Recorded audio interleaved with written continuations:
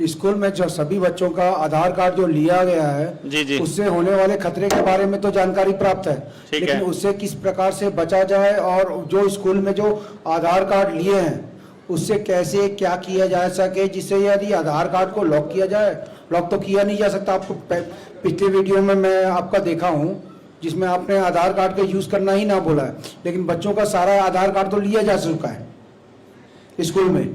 ठीक है, अभी मैं आपको कुछ चीजें बताता हूं कि आधार कार्ड जब आप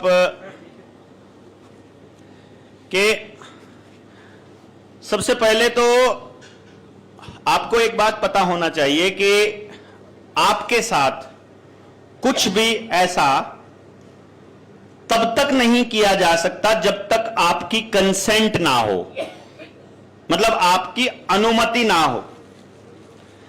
आपका विरोध ना करना वो लोग आपकी सहमति मान लेते हैं, आप लोगों के विरोध को ना करना।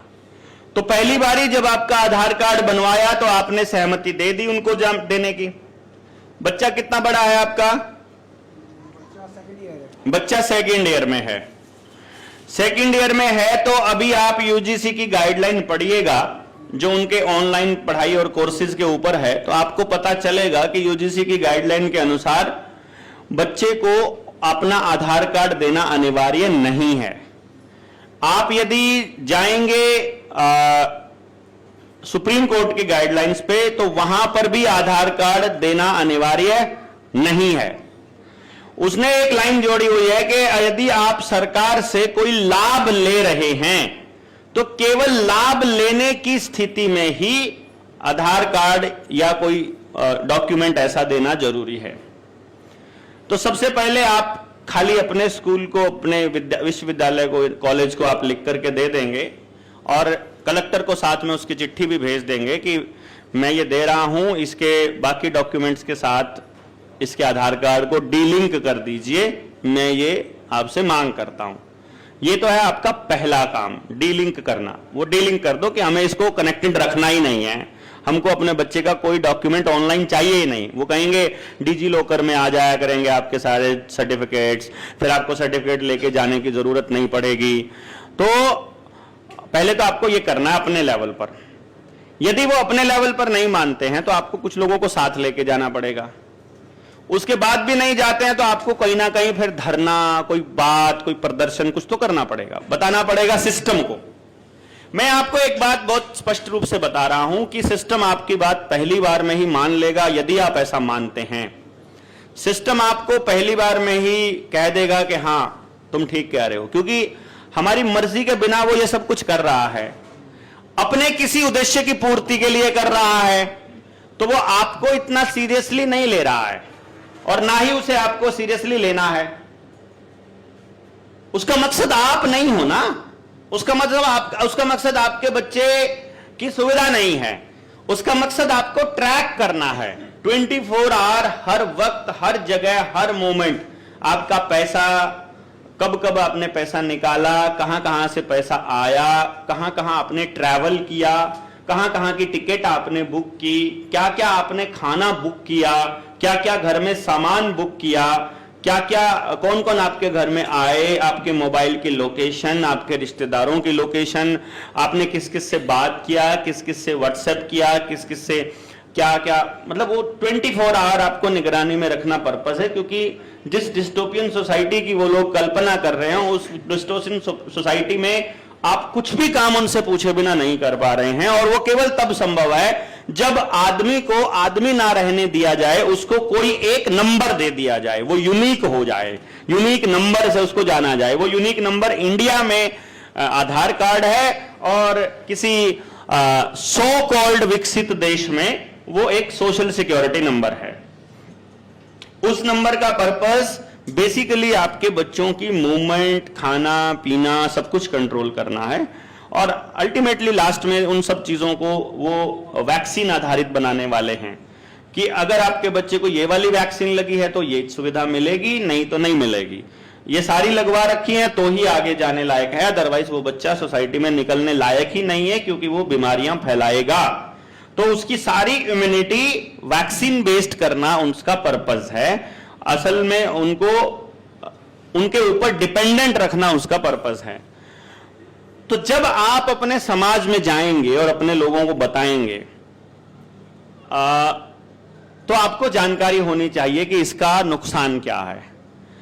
आप अकेले 1 साल के लिए ज्यादा से ज्यादा या 2 साल के लिए अपने बच्चे का आधार कार्ड डीलिंग करवा सकते हैं। फिर वो कोई ऐसा प्लान बना लेंगे, मतलब अभी आपने डीलिंग करवा दिया, मान लो अपार आईडी बनाई थी, अपार आईडी को आपने कैंसिल करवा दिया। बहुत से लोग कहते हैं अपार आईडी कैंसिल करवा दी, मैंने मैसेज किया था हमारी अपार आईडी डीलिंक हो गई। मैं कहा हो गई, चलो अच्छी बात है। मैंने कहा आप जाकर गांव को समझाओ। उस आदमी ने 1 साल से अपार आईडी डीलिंग करवाई हुई है और गांव में किसी को भी अपार आईडी के नुकसान नहीं बताए हैं। मैं उसे यह कह रहा हूं वो अगले साल फिर ले आएंगे अपार आईडी, क्योंकि अब पहले जिन लोगों ने बनवा रखी है पहले से ही, वो क्या वो विरोध करेंगे क्या? अरे आज बताना चालू करोगे तो जाके 1.5 साल में उनको अपार आईडी का नुकसान समझ में आएगा। उसने आज बताना चालू किया नहीं है, तो जिन्होंने अपार आईडी बनाई हुई है वो विरोध करेंगे नहीं, और जिन्होंने नहीं बनाई हुई है वो थोड़े से हैं, थोड़े से का विरोध काउंट होगा नहीं। तो क्या आप बचे रहोगे? सवाल ही पैदा नहीं होता। आपको अपने समाज में हर उस मुद्दे के ऊपर बोलकर लोग जोड़ने पड़ेंगे, क्योंकि जब मोर्चा आवाज उठाएगा ना, तो हमने अभी लिस्ट बनानी शुरू की है। करीब करीब 70 हमारे पास लिस्ट बनी है, और मैं जहां तक समझ रहा हूं कि 150 की संख्या में जाएगा समाज के हर तबके से जुड़ी हुई डिमांड, जिसमें अपार भी है, आधार भी है, अनिवार्यता भी है, बिजली के बिल भी हैं, पुलिस वालों के चालान भी है, पुलिस वालों की पिटाई भी है, जिसमें कोर्ट का देरी करना भी है, बैंकों की नीलामी, मकानों की नीलामी भी है, बच्चों की शिक्षा भी है, हमारे स्वास्थ्य भी है, हमारे वैक्सीनेशन भी है, दाई का भी है, आशा वर्कर का भी है, आंगनबाड़ी वर्कर का भी है, एयरपोर्ट वालों का भी है, एयरपोर्ट की जमीनों का भी है, जमीन अधिग्रहण का भी है, रेलवे का भी है, बस उसका रोडवेज का भी है, LIC का भी है, BPCL का भी है, HPCL का भी है, भेल का भी है, सेल का भी है, रेल का भी है, प्लेटफॉर्म की टिकट का भी है, टिकटों की रिजर्वेशन का भी है, जिसमें हमारे उद्योगों का भी, लघु उद्योगों का भी है, MSME से लेकर के बड़े उद्योगों का है, लोन माफी का है, इंडस्ट्रियलाइजेशन का है, प्राइवेटाइजेशन का है, लंबी लिस्ट है। मतलब समाज के किसी तबके को हमने छोड़ा नहीं है इसके अंदर कि हम लोग किन किन चीजों के ऊपर चलेंगे। उसमें आशा वर्कर भी हैं, टीचर्स भी हैं, रेलवे के अधिकारी भी हैं, सरकारी भी हैं, प्राइवेट भी हैं, बैंकिंग वाले भी हैं, उसमें सब तरह के लोग हैं जिनके साथ अत्याचार हो रहा है। और कमाल की बात यह, सबकी अपनी यूनियन बनी है। यूनियन के पदाधिकारियों को सरकारी लोग खरीद लेते हैं या चुप करा देते हैं, दूसरी यूनियन की आवाज नहीं उठाती है। खाली मोर्चा एक ऐसा संस्थान है जिसका अपना कोई टारगेट नहीं है। वो कह रहा है जहां जहां नुकसान हो रहा है सब आ जाओ और एक काम कर लेते हैं, गांव वालों के साथ जो अन्याय हो रहा है उसके साथ में खड़े हो जाओ शहर वाले, शहर वालों के साथ जो गलत हो रहा है खड़े हो जाओ गांव वाले, जो इस तबके के साथ हो रहा है खड़े हो जाओ ये वाले, और जिनके साथ हो रहा है खड़े हो ये वाले। जब तक इनको न्याय मिलेगा ये नहीं जाएंगे, जब तक इनको न्याय मिलेगा ये नहीं जाएंगे। अपनी लड़ाई अब कोई नहीं लड़ेगा। जैसे हम यहां कह रहे हैं ना कि यहां आपको जो सहयोग देना है अपने हिस्से का नहीं देना है, आपने दूसरे के हिस्से का देना है। अगर हम यही लड़ाई का कर दें तो कि हम अपनी लड़ाई नहीं लड़ेंगे, हमारी लड़ाई तुम लड़ो, तुम्हारी लड़ाई हम लड़ेंगे, लो आ जाओ, फिर तो समाज इकट्ठा हो सकता है ना आने वाले टाइम में। ये मूवमेंट बनाने की जरूरत है, इसी मूवमेंट को आगे बनाएंगे और ये समझ में आएगा लोगों को। देखिएगा कितना गजब का आंदोलन होगा जनता सरकार मोर्चा जब करेगा। ये आंदोलन सड़कों पे नहीं होगा, इस बात का ध्यान रखिएगा। ये किसी को गोली नहीं मरवाएगा, ये किसी को लाठी नहीं मरवाएगा, ये कुछ नहीं करेगा। ये आंदोलन बिल्कुल घर से होगा, एकदम घर से, एकदम खेत से, अपनी रसोई से। मतलब गजब का आंदोलन होगा। देखिएगा जो लोग जुड़ेंगे उनको मजा आएगा कि यार ऐसे भी हो सकता था, कितना कमाल का था। किसी के ऊपर लाठी नहीं भांजेगी और किसी के ऊपर। यहां झारखंड में मान लो, आप एक बात बताइए कि यहां छत्तीसगढ़ में आपके साथ अन्याय हो रहा है, आदिवासियों की जमीन लूटी जा रही है, जबरदस्ती अधिग्रहण हो रहा है, रात को 2-2 साल पुराने पेड़ काटे जा रहे हैं, और अगर पूरा हरियाणा जाम हो जाए तो, गांव में सरकारी एंट्री बैन हो जाए तो, कि यार क्या चक्कर है, तुम बैन क्यों कर रहे हो, कि तुम छत्तीसगढ़ में पेड़ क्यों काट रहे हो, हैं? अपने गांव में एंट्री मत दो ना सरकारी कर्म। सरकार के सारे प्रोपेगेंडा सरकारी अधिकारियों से चलते हैं। किसी भी राज्य में हो, दूसरा राज्य खड़ा हो जाए, कोई भी राज्य खड़ा हो जाए, तो एक बार हरियाणा में हर गांव में टीम बन जाए हरियाणा की उस टीम को लेकर। अब उसको भी सीखना है अपने गांव में कैसे काम करना है, तो तुम सीखने के लिए छत्तीसगढ़ आ जाओ, यहां गांव में काम करके देख लो। छत्तीसगढ़ वालों जब तैयार हो जाए फिर उत्तर प्रदेश आ जाओ। क्या है, भारत को एक फैमिली बना देंगे पूरी को, क्या दिक्कत है? स्ट्रक्चर कैसे काम करेगा ये हम आपको धीरे धीरे, अभी जब आप मोर्चे से जुड़ोगे तो आपको हम बताएंगे कि पूरी बड़ी फैमिली कैसे चलती है। ज्वाइंट फैमिली चलती नहीं थी क्या? गांव चलता नहीं था क्या? पूरा भारत चलता नहीं था क्या? बिना सेना के कैसे जिंदा रहे हम लोग? कैसे थे हम लोग? मतलब कैसे था कि हर आदमी के पास खूब सोना चांदी धन संपदा जमीन सब कुछ था, किसी के पास कमी नहीं। अबंडेंस में तो कोई रोड़ा है ही नहीं, झगड़ा है ही नहीं। जब सबके पास सब कुछ प्रचुर मात्रा में है फिर क्या झगड़ा है हमारा? भाई पता है घर के अंदर फ्री का खाना आ रहा है, खूब मतलब परिवार एकदम समृद्ध है, सब खुश हैं, फिर कपड़े फटे हुए तो क्या दिक्कत है भाई? कपड़े सुंदर दिखने को उसी को ज्यादा चिंता रहती है जिसके अंदर में गंद भरा हुआ, उसे पता है मैं गंदा आदमी हूं, तभी तो उसको बाहर दिखाना है, ठीक है ना? और लीपा पोती करके सुंदर दिखने का तो उसी को चस्का होएगा ना जिसको लगता है कि मैं उसके बराबर दिखना चाहता हूं, उसके जैसा दिखना। वरना आप जैसे हो आपके बस की बात थोड़ी ना है यार, ये तो ऊपर वाले ने बना दिया। काहे को किसी और के जैसा बनने के चक्कर में रहते हो? घर में से टेलीविजन मोबाइल और शीशा निकाल दो, फिर क्या सुंदर और क्या, बताओ आप कौन सुंदर बचेगा? शीशा छोड़, शीशा ना हो घर के अंदर, फिर आप अपनी शक्ल देख के दिखाओ कैसे लगते हो, पता ही नहीं है, कोई फर्क ही नहीं पड़ेगा। बहुत सिंपल सा है, अगर शीशा दिखाना है तो ऐसे लगा लो मुंह के ऊपर, ताकि सामने वाले में अपना चेहरा देखने लग जाओ, बस हो जाओगे, सब सुंदर हो जाओगे ना। अपना चेहरा बता दो किसको बुरा लगता है। तो ये आंदोलन सबके लिए है, इस तरीके से हम लोग ये आंदोलन को लड़ेंगे, तब जाकर के हम आगे बढ़ेंगे, ठीक है? प्राइवेट निजी व्यक्ति 10 लोगों को पैसा देकर जुआ खिलाता है तो गवर्नमेंट उसको जुआ एक्ट के अंदर कर देती है।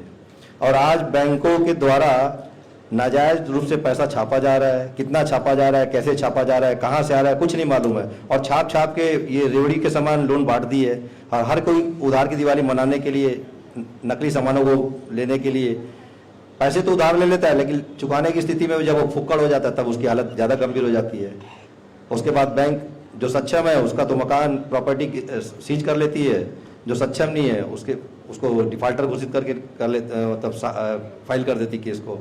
तो ये व्यवस्था दोहरी चल रही ना, आखिर इस व्यवस्था से कैसे निपटा जाए? और दूसरा, पुराना पैसा जो था और आज का जो नया पैसा जो छापा हुआ है, उन दोनों में क्या अंतर है? कौन सा पैसा सही है, कौन सा पैसा गलत है, लोगों को पता ही नहीं है। देखो, जैसे आपने बोला कि इस व्यवस्था से कैसे निपटा जाए या कैसे करा जाए, उसका तो जवाब यह है कि आपको क्या लगता है हम यहाँ मच्छर मारने की दवाई बनाने आए हैं? बताओ, ये व्यवस्था परिवर्तन का ये अभियान है अपना। ये तो मैंने शायद अपने पहले वाले सेशन में बताया था कि बिना समझ के ये संभव नहीं है, और समझ देने के लिए या एक दूसरे से समझ लेने के लिए ही हम लोग यहाँ पे इकट्ठे हुए हैं। ये तो है पहले सवाल का जवाब कि ये जन जन तक बात पहुंचाए बिना पॉसिबल नहीं। दूसरे, नकली और असली का सिंपल फंडा है, जिस चीज की वैल्यू समय के साथ कम ना हो, बढ़े बेशक ना, वो बात अलग है, मतलब बढ़ेगी ही, 100% बढ़ेगी ही वैसे तो, लेकिन जिस चीज की वैल्यू समय के साथ कम ना हो, परिस्थिति के अनुसार उसकी आवश्यकता उतनी ही रहे, केवल वो धन है। आप पैसा पूछ रहे थे, मैं उसको धन समझ रहा था कि असली धन और नकली धन। असली पैसा और नकली पैसा कुछ नहीं होता, पैसा तो सारा नकली है, धन होता है जो बात है। ये पैसा धन को रिप्रेजेंट करता है, आप उसके बदले में धन लेते हो। जैसे आप पैसा खा नहीं सकते, आप पैसा पहन नहीं सकते, आप पैसे को ओढ़ नहीं सकते, आप पैसे के मकान में नहीं रह सकते। पैसे से आप कोई चीज खरीदते हो जिसकी आपको जरूरत है, जिसकी आपको जरूरत है वो धन है। आप किसी के घर काम करते हो, काम करने के लिए आपको 2 चीजों की जरूरत है, एक आपके शरीर में ऊर्जा होनी चाहिए, एक आपका शरीर स्वस्थ होना चाहिए। यानी कि आपको वो पैसा कमाने के लिए, वो टुकड़ा कमाने के लिए असली धन देना पड़ता है, अपनी ऊर्जा और अपनी सेहत। सेहत शरीर से में है, आपकी प्रसन्न चिंता में है, आपके हैप्पीनेस में है, आपके एनवायरमेंट में है सेहत, और ऊर्जा आपको पौधे से मिलती है, वो परमात्मा से मिलती है। तो परमात्मा की ऊर्जा जो पौधा स्टोर कर रहा है, चाहे सूरज से, पानी से, जमीन से, मिनरल से, इन सब से पौधा इकट्ठी करके भोजन के रूप में इकट्ठी करता है। उस ऊर्जा को हम खाकर अपने शरीर में हमें ऊर्जा मिलती है। वो ऊर्जा जब हम किसी और को देते हैं तो वो हमारे बदले में कागज का टुकड़ा देता है जो उसने अपनी ऊर्जा से कमाया हुआ है। उसने कहीं और ऊर्जा लगाई थी अपनी, तब दी थी। उसने भी वो सूर्य की ऊर्जा को ही इकट्ठा करके, तभी उसके पास जो धन है वो भी वैसा ही है। तो वो रिप्रेजेंटेशन है खाली। उससे आप क्या खरीदते हो? भोजन खरीदते हो, वो भी ऊर्जा का रूप है। आप पशु खरीदते हो, वो भी ऊर्जा का रूप है। आप उससे सोना खरीदते हो, उसमें भी ऊर्जा स्टोर है। आप उससे गैस खरीदते हो या कोयला खरीदते हो, उसमें भी ऊर्जा स्टोर है। आप उससे जमीन खरीदते हो, वो भी ऊर्जा का केंद्र है। कहने का मतलब है आप ऊर्जा के बदले ऊर्जा दे रहे हो। अल्टीमेटली जो है, कुल मिलाकर के ये हमारे एनर्जी एक्सचेंज का एक माध्यम है जिसे हम रुपया कह रहे हैं, जिसे हम पैसा कह रहे हैं। असल में ये धन का रिप्रेजेंटेटिव है। और धन, अन्न धन, ठीक है, श्रम धन, मेहनत को भी धन बोला, सेहत को, मेहनत को, परिवार को, अन्न को, पशु को, धातु को, सोने चांदी को, इनको धन बोला है। परिवार को भी धन बोला है। तो जमीन को धन बोला गया है। अन्न को भी, मतलब ये तो खाद्यान्न वो जो बोल ही दिया मैंने। तो मतलब इनके बदले धन खरीदा जाता है। आदमी जिस दिन ये समझ लेगा कि पैसा जिंदगी का टारगेट नहीं है, एनर्जी एक्सचेंज इंपॉर्टेंट है। जितनी सेक्रेड एनर्जी होगी, जितनी हमारी पवित्र ऊर्जा होगी, पवित्र ऊर्जा के बदले पवित्र ऊर्जा अगर हम एक्सचेंज करना चालू करेंगे तो हम इंसान होने के असली मकसद को पा सकेंगे। इंसान का असली मकसद सीमेंट का मकान बनाना नहीं है, बल्कि उसका मकसद है कि वो ऐसी जगह पर रहे जहां उसके जाने के बाद जो उसने प्रकृति से लिया था वो प्रकृति को वापस दिया जा सके, उससे बेहतर पोजीशन में दिया जा सके। बेशक अदरवाइज वैसा का वैसा तो कम से कम छोड़कर जाएं जैसा मिला हो। आदमी यहां पैदा होता है, फिर गाड़ियां चला चला के जो उसको पेट्रोल डीजल चाहिए, गाड़ियां बनाने के लिए जो धन चाहिए वो माइनिंग से आता है, जंगल काटने से, पहाड़ों के खोदने से आता है। वो पूरे पर्यावरण का सत्यानाश करके, फिर सीमेंट है वो भी सारी की सारी पहाड़ खोद के आती है। वहां भी ढेरों पर्यावरण का सत्यानाश किया जाता है, लोगों की सेहत का सत्यानाश किया जाता है। और उससे फिर हम एक मकान बनाते हैं। और जब सड़कें बनाते हैं या फर्श बनाते हैं या टाइलें बनाते हैं और मकान बना देते हैं, जब कभी 100 साल 200 500 साल बाद ये मकान जब टूटेगा, ना ये जमीन दोबारा से कभी भी कुछ उपजाऊ रह पाएगी, ना ये चीजें जो आप यहां खड़ी कर रहे हैं, ना ये कभी मिट्टी में मिल पाएंगे।